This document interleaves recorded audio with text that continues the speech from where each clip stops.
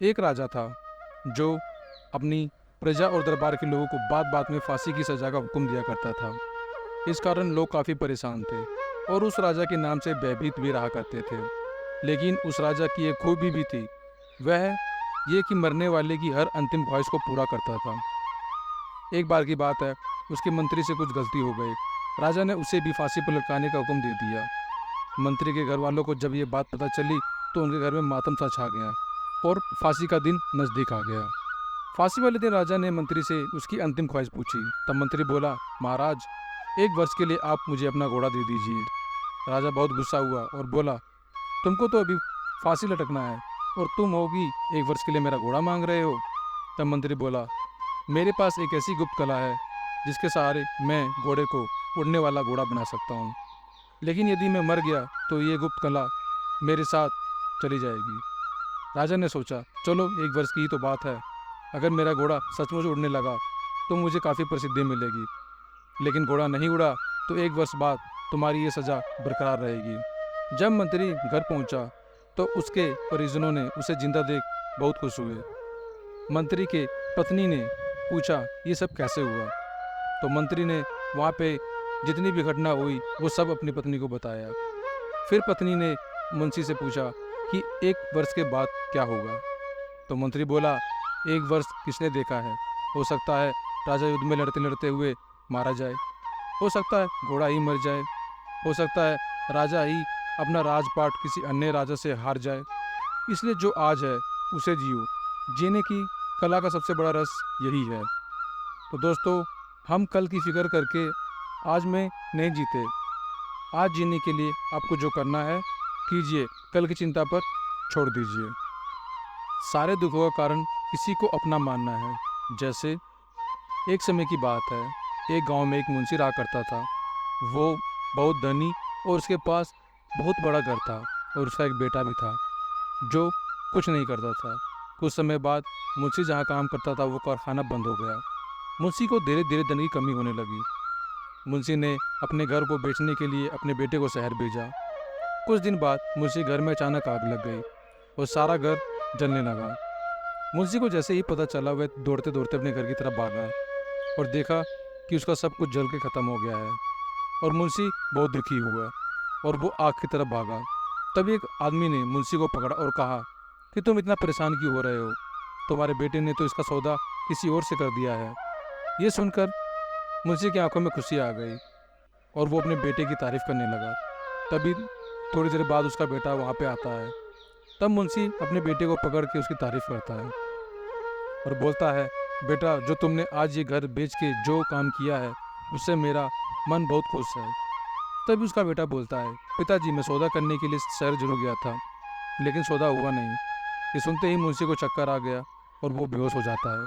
इस कहानी से हमें ये पता लगता है कि अगर हमारी कोई चीज़ ख़राब हुई तो हमें दर्द होता है और हम परेशान हो जाते हैं, और अगर किसी और की कोई चीज़ ख़राब होती है, नुकसान होता है, हमें कोई फ़र्क नहीं पड़ता। जो आपके साथ अधर्म करे, पाप करे, उसे दंड अवश्य देना चाहिए। जरूर किसी को अधर्म करने या पाप करने पर सज़ा देने की प्रक्रिया और न्यायिक तरीके से होनी चाहिए, ताकि उस अधर्मी को सज़ा मिले और उसे देख और बाकी लोग भी सीख लें कि आज से हम कोई भी गलत काम नहीं करेंगे। हमें किसी से बहुत ज़्यादा मोह नहीं करनी चाहिए। किसी से बहुत अधिक मोह करने से हानि हो सकती है, क्योंकि मोह हमें अपने लक्ष्य और दायित्वों से भटका सकता है। ये मनुष्य को अपने मार्ग से हटा सकता है और उसे भ्रमित कर सकता है। हमें सभी चीज़ों के प्रति संतुष्ट रहना चाहिए और मानवीय संबंधों को सही संतुष्टि के साथ बनाए रखना चाहिए, लेकिन हमें उनसे इतना मोह नहीं करना चाहिए कि हम अपने लक्ष्यों और मार्गों को भूल जाएं। मोह के चक्कर में जाकर हम गलत रास्ते पर चल सकते हैं और अपने जीवन के महत्वपूर्ण पहलुओं को नज़रअंदाज कर सकते हैं।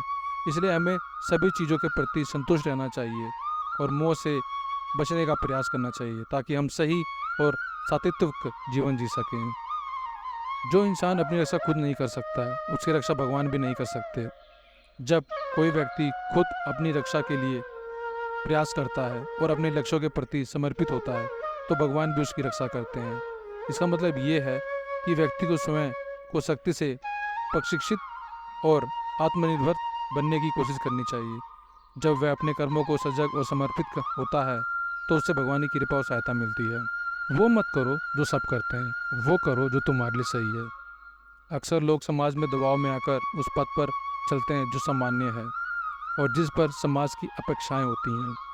इसके परिणाम स्वरूप वे अपने आत्मा के लिए सही कार्य नहीं कर पाते और अक्सर खुशी और संतोष से दूर रहते हैं। हमें अपने दिल की सुननी चाहिए और उस पथ पर चलना चाहिए जो हमें आत्मतृप्त और संतोष प्रदान करता है, चाहे दुनिया के कितने भी लोग तुम्हारे खिलाफ क्यों ना हों। जब हम अपने लक्ष्यों के प्रति सच्चे होते हैं और अपने मूल्यों के साथ मेल खाते हैं तो हम सफलता प्राप्त कर सकते हैं और खुश जीवन जी सकते हैं। धोखा हमें अपने ही देते हैं, ये बिल्कुल सही बात है। कई बार हमें धोखा अपने ही करीबी और दोस्तों द्वारा मिलता है। ये आपसी विश्वास और संबंधों की महत्वपूर्ण बात है। कभी कभी लोग हमारे साथ अधर्मिक या बेईमानी कार्य करते हैं जिससे हमें धोखा मिलता है। इससे हमें ये सीखने को मिलता है कि हमें अपने संबंधों को ध्यान से चुनना चाहिए और लोगों की चालाकियों और बेईमानियों से सावधान रहना चाहिए।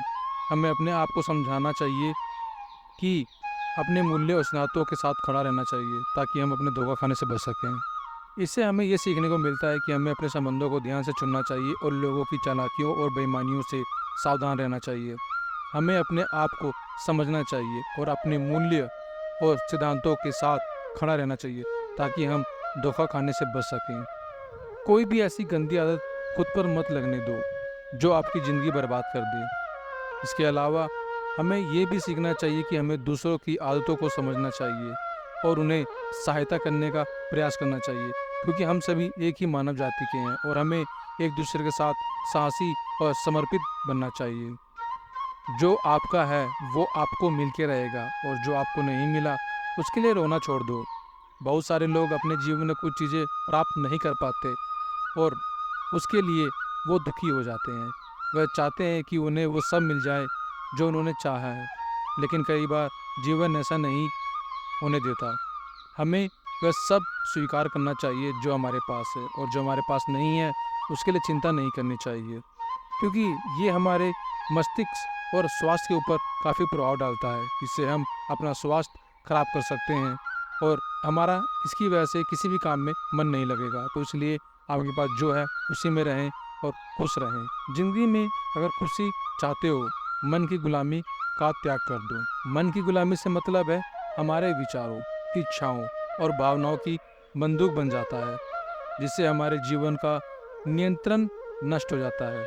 जब हम अपने मन को नियंत्रित करते हैं और उसके परमाणु भावनाओं को समझते हैं तो हम वास्तविक आत्मा को पहचान सकते हैं और खुशी को प्राप्त कर सकते हैं। आलसी इंसान कभी कुछ हासिल नहीं कर सकता। आलस्य या कमजोरी एक व्यक्ति की प्रगति को बाधित कर सकता है, यानी आने वाले भविष्य में जो भी आपका लक्ष्य है उसे रोक सकता है, उसे बाधा बना सकता है और उसे अपने लक्ष्यों तक पहुंचने से रोक सकता है। इसलिए हमें कभी भी आलस्य में नहीं पड़ना चाहिए, बल्कि हमें समर्पण, संघर्ष और मेहनत के माध्यम से अपने लक्ष्य को प्राप्ति के लिए प्रयास करना चाहिए।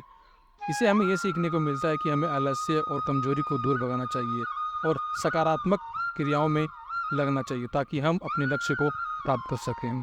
जितना संसार से प्रेम लगाओगे उतना ही जीवन में दुख और पीड़ा का अनुभव करोगे।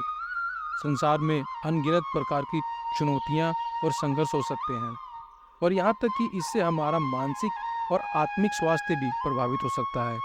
इसलिए हमें सांसारिक आसक्ति से दूर रहना चाहिए ताकि हम आत्मा की गहराइयों में सुख और शांति का अनुभव कर सकें। जिस इंसान को बात बात पर क्रोध आता है, सुख और शांति उसके जीवन में कभी नहीं आते।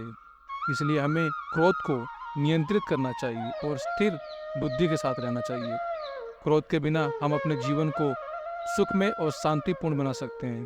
गुस्से में लिया गया फैसला आपकी ज़िंदगी बर्बाद कर सकता है। इसलिए शांत रहें और अपने आप को खुश रखें। जो दुख में आपका साथ दे वही आपका अपना है, बाकी सब पराए। इससे हमें ये सीखने को मिलता है कि हमें वो लोग महत्वपूर्ण होते हैं जो हमारे सच्चे साथी होते हैं और हमारे दुखों में हमारे साथ खड़े रहते हैं। वे हमारे अपने होते हैं और हमें उनकी कदर करनी चाहिए। हमें इंसान को मतलबी नहीं होना चाहिए। अगर आज हमारे साथ कोई अच्छा व्यवहार कर रहा है, हमारी मुसीबत में कोई खड़ा हो रहा है, तो हमें उसका एहसान हमेशा ज़िंदगी भर याद रखना चाहिए और आने वाले समय में कभी जिन्होंने हमारा साथ दिया था हमें भी उनका साथ देना चाहिए, उनके लिए हमेशा खड़े रहना चाहिए। ये सत्य है कि हमें दूसरों के साथ सहानुभूति और समझदारी का आदर करना चाहिए और किसी के साथ जानबूझकर उनका दिल नहीं दुखाना चाहिए।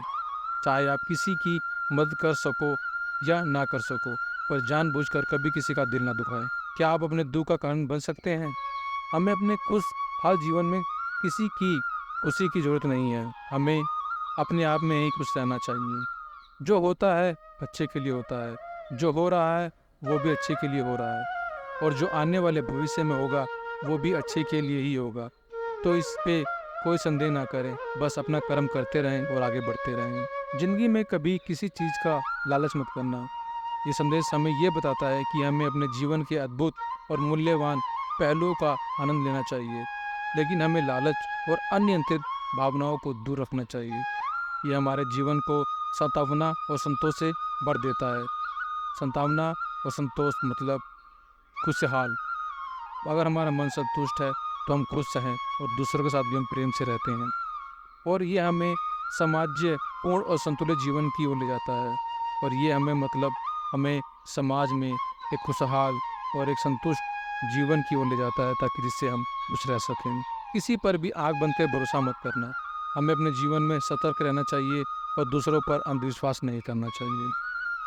जिसे आप सबसे ज़्यादा महत्व दोगे वो आपको कभी महत्व नहीं देगा। ये सत्य है कि कभी कभी हम जिन्हें सबसे ज़्यादा महत्व देते हैं वह हमें महत्व नहीं देते।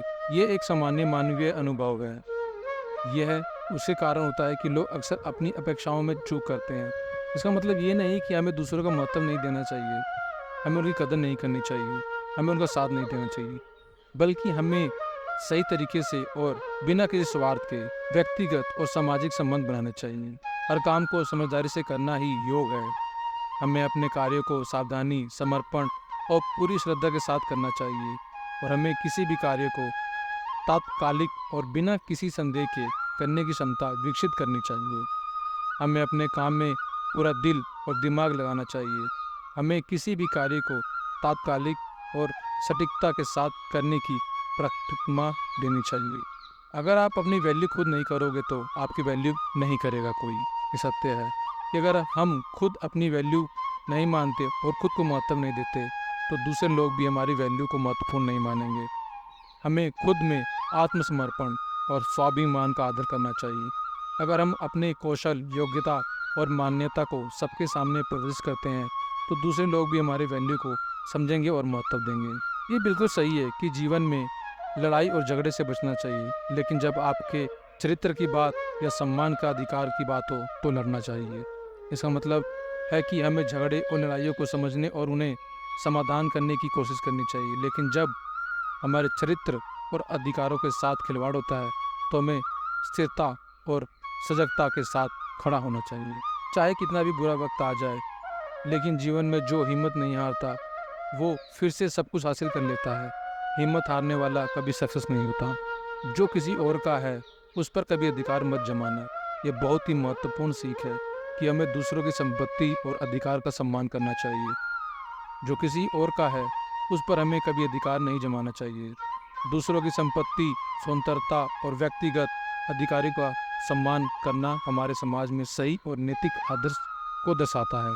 ये सीख हमें यह बताती है कि हमें दूसरों की मान्यता और विचारों का सम्मान करना चाहिए, और हमें खुद को और अपने अधिकारों को अन्यायपूर्ण रूप से प्रयोग करने से बचना चाहिए। इससे हमारे समाज में न्याय, समानता और सहानुभूति की भावना बढ़ती है। वही इंसान जिंदगी में सफल माना जाएगा जो अंदर से हमेशा खुश रहता है। बुरा इंसान कभी अपनी बुराई नहीं छोड़ेगा, चाहे आप उसके साथ कितना भी अच्छा चलो, वो आपको तकलीफ देगा ही देगा। इसलिए जो जैसा है उसके साथ वैसा ही चलना चाहिए। जैसा अन्न खाओगे वैसा ही आपका मन और बुद्धि बनेगा। ये सत्य है कि हमारा आहार हमारे मानसिक और शारीरिक स्वास्थ्य को प्रभावित करता है। जैसा आप खाते हैं वैसा ही आपका मन और बुद्धि बनता है। यदि हम स्वस्थ और संतुलित आहार लेते हैं तो हमारा मानसिक स्वास्थ्य भी अच्छा रहता है और हम बेहतर निर्णय लेने की क्षमता रखते हैं। अच्छा आहार हमारे शारीरिक स्वास्थ्य को बनाए रखने में मदद करता है और हमें ऊर्जा देता है। साथ ही सही आहार से हमारा मानसिक स्वास्थ्य भी सुधरता है और हम तंगी, थकान और अवसाद से बच सकते हैं।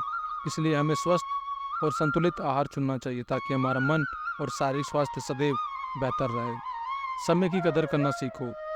समय की कदर करना बहुत महत्वपूर्ण सीख है। समय हमारे जीवन का सबसे मूल्यवान संसाधन है, जिसे हम एक बार खो देते हैं तो हम उसे फिर से पाने का कोई तरीका नहीं होता। समय की कदर करने से हम अपने लक्ष्यों की प्राप्ति में सफलता प्राप्त कर सकते हैं और अपने जीवन को अधिक सफल बना सकते हैं। यहाँ तक इस वीडियो में बने रहने के लिए आप सबका दिल से धन्यवाद।